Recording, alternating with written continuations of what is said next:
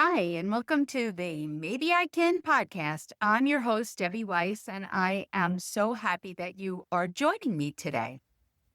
So, last week we talked about self care and the importance of self care. And within that topic, one of the things that we discussed was boundaries.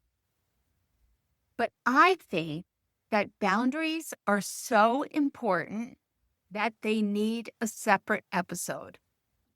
And maybe it's that I think that it's so important because it's something that I have struggled with for my entire life. And it's still a struggle today. It's kind of like the struggle doesn't end, but once you become aware of it and become aware that it's actually an issue for you, then I think you notice it a little quicker and hopefully also take action a little quicker. So, what is a boundary? What are we talking about here? I think so many times we think that means, oh, if we have boundaries, then we're shutting people off. But no, it really is about protecting yourself, protecting your energy, your time, and honestly, your peace. So you can show up fully for what matters most to you, for who matters most to you, right? I know that I have told this story before, but back when I was in the thick of life, I would say, it was when my kids were in elementary school, maybe middle school. They each were involved in different things. It was that time where you felt like you were always running from one thing to a next and who had who and who was picking who up from where and carpools and sports and all the different things. And I still had work.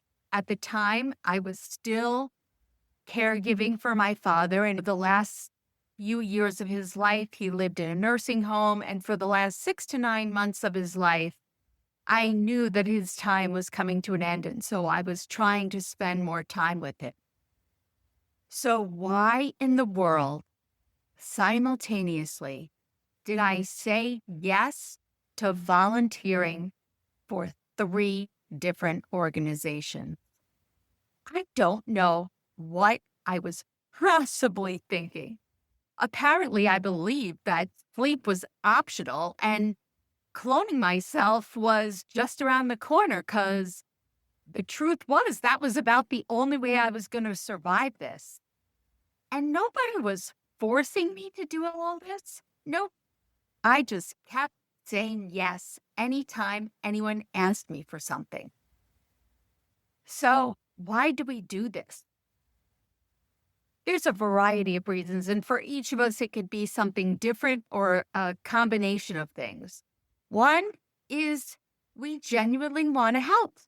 And I think that's true for the most part, right? We want to help. We don't want to disappoint anyone. And if we say no, we would feel so guilty. And sometimes, let's face it, when people ask you to do something and you're kind of hemming and hawing, they know how to make you feel guilty. Oh, you're the best at this. Oh, we're never going to be able to find anybody else. Oh, I was really counting on you. It's hard enough to say no, but then when people start throwing that at you, now you feel guilty. Oh, I'm letting them down. The other thing is, we want to be needed. The truth is, it feels good to be needed, right? It makes you feel kind of important and that you have something valuable to give or to share with other people. And we don't want to seem selfish. Saying no and protecting our own lives, our own well being, well, that kind of feels selfish. Why would we do that instead of being helpful? And the last reason that I can think of that I really do believe, at least for myself, I can only speak for myself, but I'd love to know if you feel the same way, is that feeling uncomfortable to say no. it just feels uncomfortable to say no. Sometimes I do think that saying yes has very little to do with actually wanting to do something and everything to do with avoiding the discomfort of saying no. Oh gosh, just I don't know about you, but that line really resonates with me. I don't know if I ever realized that there's actually a hidden cost to saying yes. There's the mental energy, the emotional bandwidth to handle just one more thing. Rest. Saying yes to anything means that everything else is a no. Every time we say yes to something, we're saying no to something else. We're saying no to our own peace, our chance to rest, time for ourselves. I know I never thought about it that way. And that, for me, was definitely a game changer. So I'm going to say it again. Every yes is also a no to something else. Our rest. It could be a no to our family. Maybe we don't have time for our family because we're so busy doing the things that we said yes to. It could be a no to our creativity, whatever that might be for you. Maybe you play music or dance or knit or sing, I don't know, but you don't have time for that. It could be saying no to our health. That's on a number of levels. It could be the fact that we don't have time to exercise, or we don't have time to go for doctor's appointments or routine tests that we're supposed to have every year. It could be that we are saying no to joy, because when you say yes to everyone and everything else, there is really no time to create joy in our own lives. I think that for me, as a lifelong caregiver, I'm so used to saying yes to everything and everyone else.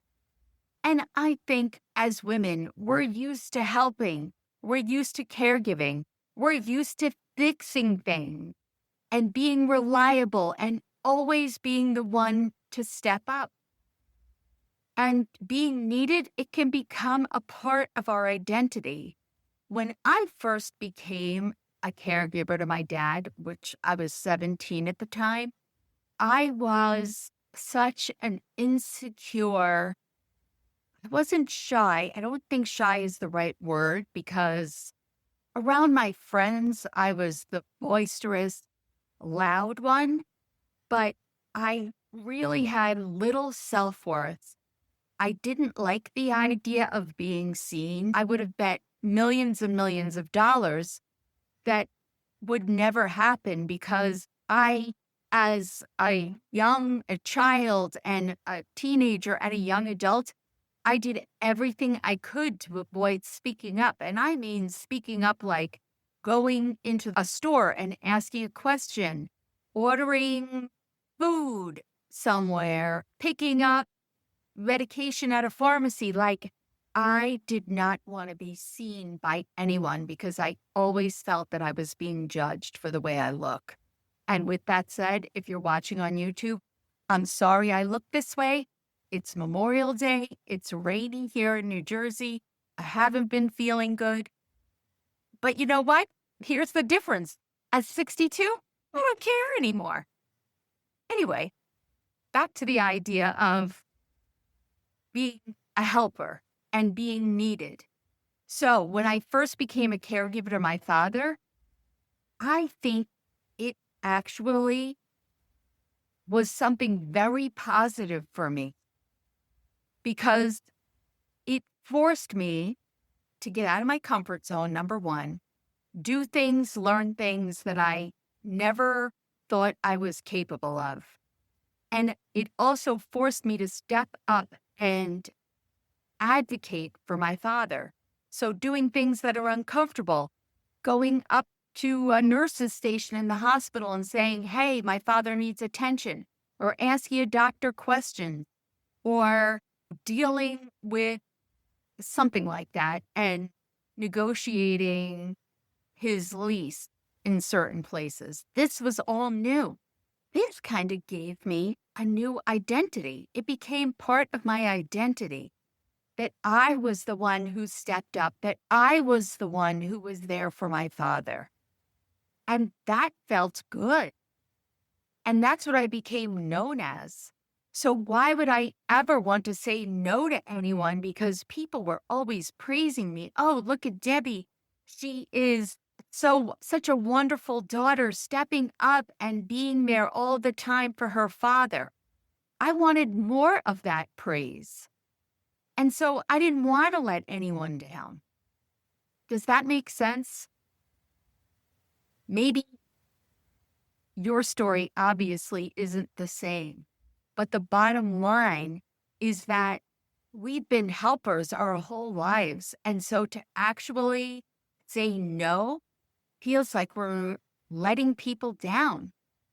And when that feeling of being needed becomes a part of actually who you are, saying no can feel like you're letting people down. So what changes? How do we get out of this vicious cycle?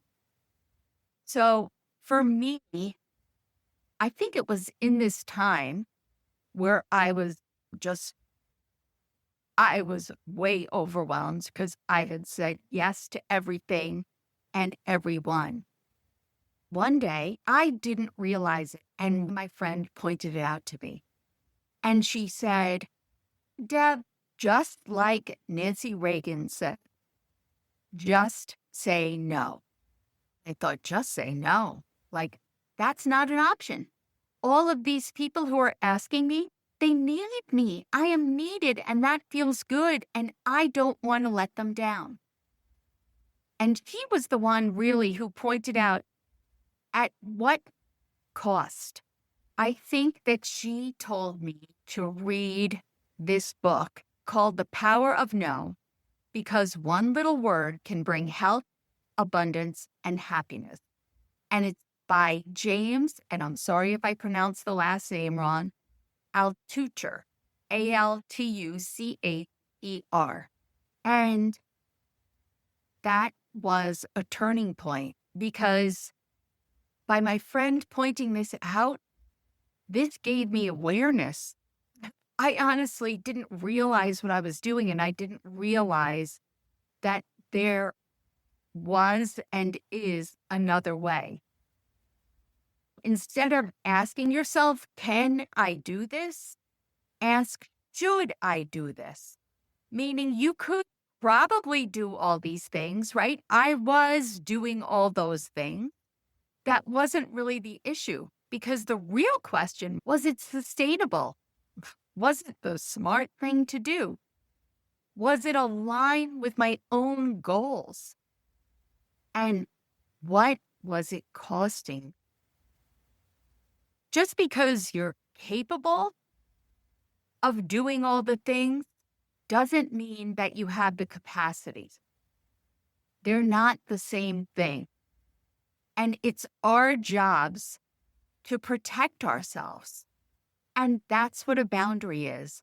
A boundary is simply deciding what you can give without abandoning yourself. And that's the key right there. We have to realize that boundaries are not selfish. I feel like we think it is selfish because we're saying no, and we have this idea in our head that we are being selfish, but it's not true. We think that boundaries are punishing people or shutting them out or rejecting them. It's none of those things. Boundaries bring clarity. They set limits. It's okay to have limits, right?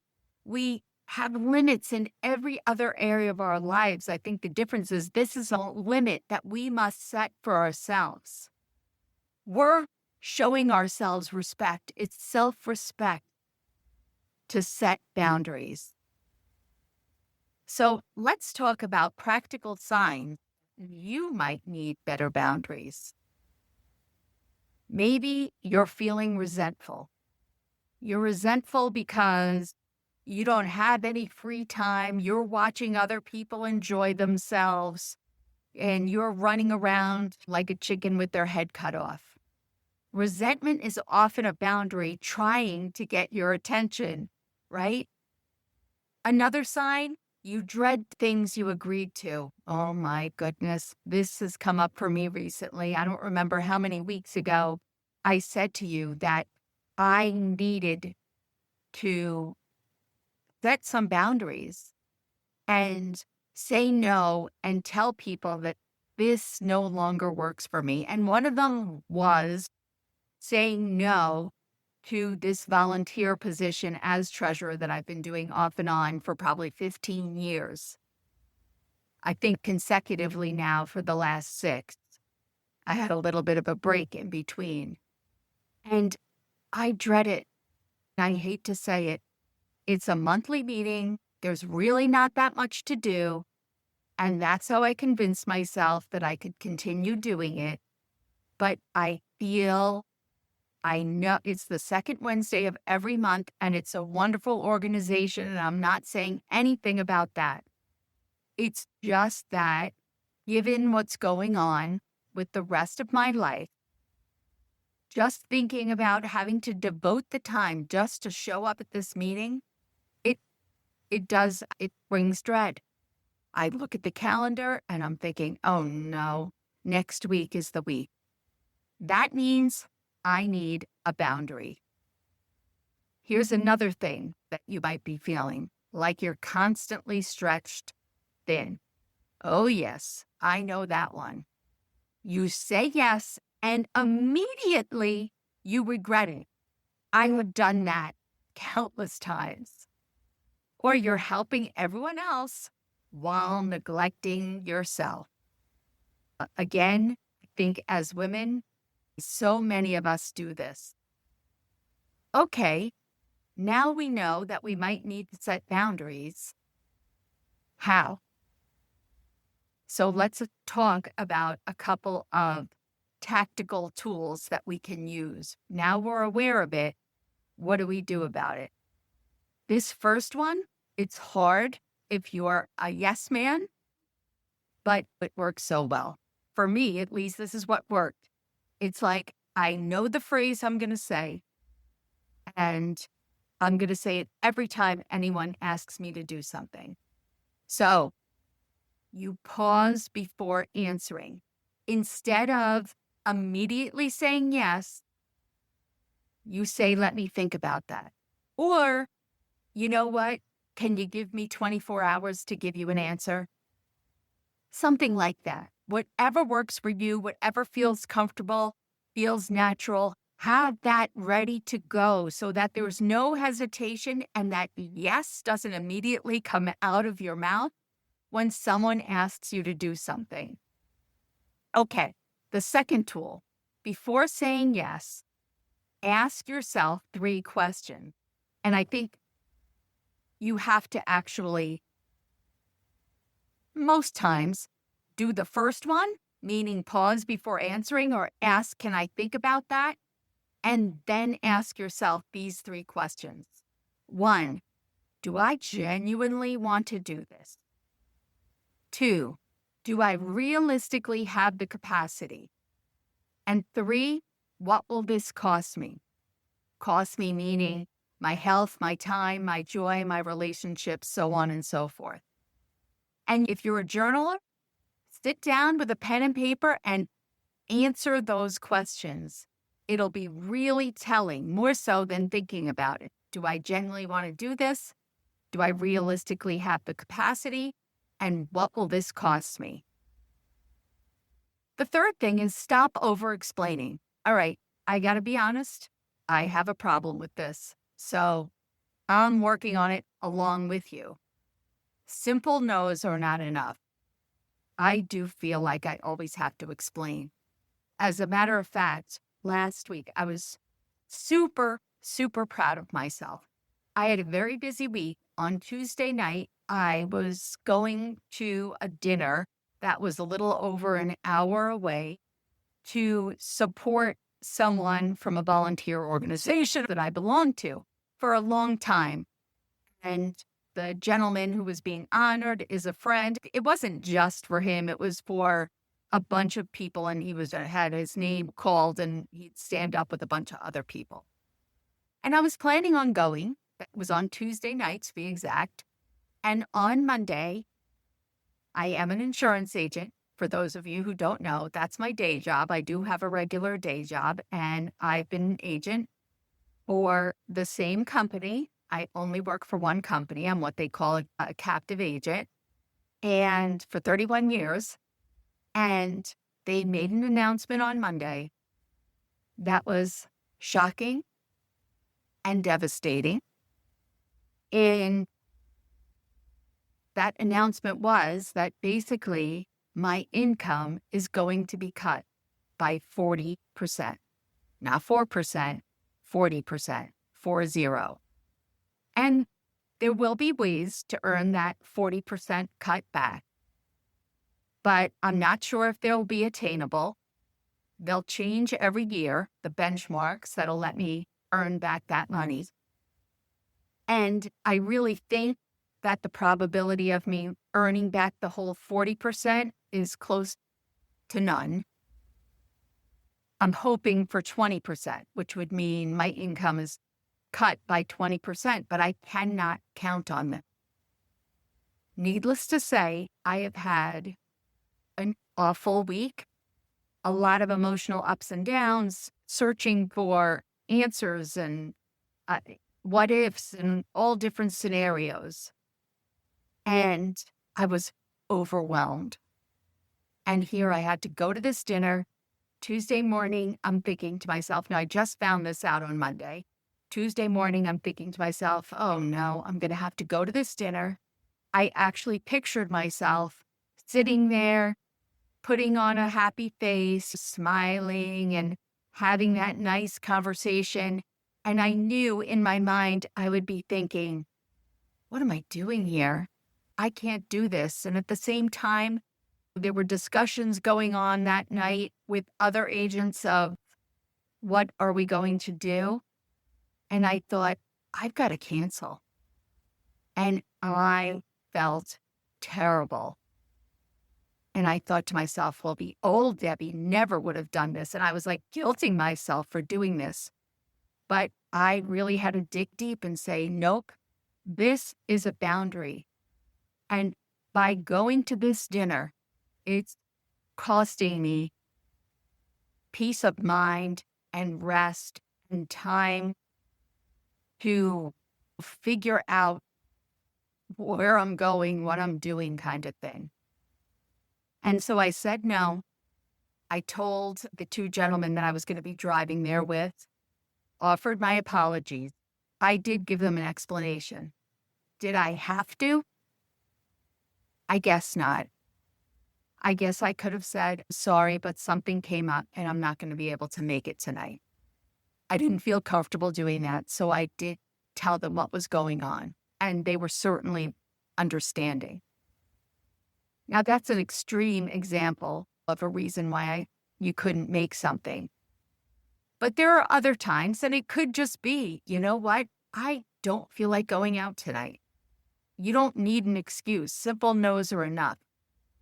It could be, I can't commit to that right now, or I need to step back, or that's not something I can take on. And you can stop right there. No is a full sentence. Period. You do this? No. Or, I'm so sorry, I can't. You don't have to tell anyone what the reason is. Now, as I mentioned earlier, setting boundaries often feels very uncomfortable. And uncomfortable does not mean that it's wrong. You have to know that. So then when you are trying to institute change and use one of these tools, it's going to feel uncomfortable. Sometimes the guilt you feel after setting a boundary is simply the discomfort of breaking an old pattern. Don't let that stop you. It's so true time and time again. Your life begins on the other side of fear, stepping into what you're fearful about. You're fearful to say no. You're fearful to let people down. It's uncomfortable. It's okay. Things like this could happen in different areas of your life. At work, maybe people keep asking you to take on other projects or help them and they'll say, oh my goodness, you're so good at this. I need your help. And even though you know that you really don't, and by helping them will require that you're going to have to work late or work from home, and that takes away from family time, but you say yes. Or maybe in the family, you're that person who's the default helper. Hello, that's me, default helper. Someone needs help. Someone needs a problem solved. Just call me. Well, when everyone's calling you, what happens? Then you have no time for yourself. Volunteering, I think I've discussed that enough, that you can overcommit. And even with friendships, maybe a friend is asking you to do something that you really don't want to do. And you say yes because you feel guilty. I've done that many times. Boundaries are not about doing less because you don't care. Keep that in mind. It does not mean you don't care. They're about doing what matters with more intention. This is your life, and people will keep asking of you. And if you keep giving, you know the saying, pouring from an empty cup. It's about self-care, but boundaries are a perfect example of how that cup becomes empty.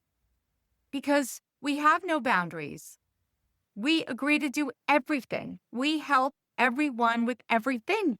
It could be at work. It could be volunteering. It could be in your family, with your friends, whatever it is. If you're always saying yes to all of those buckets, oh my goodness. Think about what it's doing for you, to you. Remember, when you say yes to something, you are saying no to something else. So this week, I want you to ask yourself, what is one thing I'm saying yes to that is costing me too much? Then pause before your next automatic yes. And I'll go back to that question. What am I saying yes to that's costing me too much? Do a little internal audit. Do what I did. Take a look at things that are currently in your life that you're having some of those feelings of resentment or dread. Or you see that you are just taxed to the max. What can you say no to? Or quit. Yes, quit. Because it's costing you something. Your mental health, your well-being. Think about where you can pull back. I used to think boundaries were selfish. I really did, so I get it. But now I understand they're one of the most loving things we can give ourselves. Because every time we protect our own energy, we make room for what actually matters to us. And isn't that what it's all about? Every time you set a healthy boundary, you are choosing peace over people-pleasing. So go out there this week, set those boundaries, and please let me know how it goes. Thanks for listening, and I can't wait to see you next week.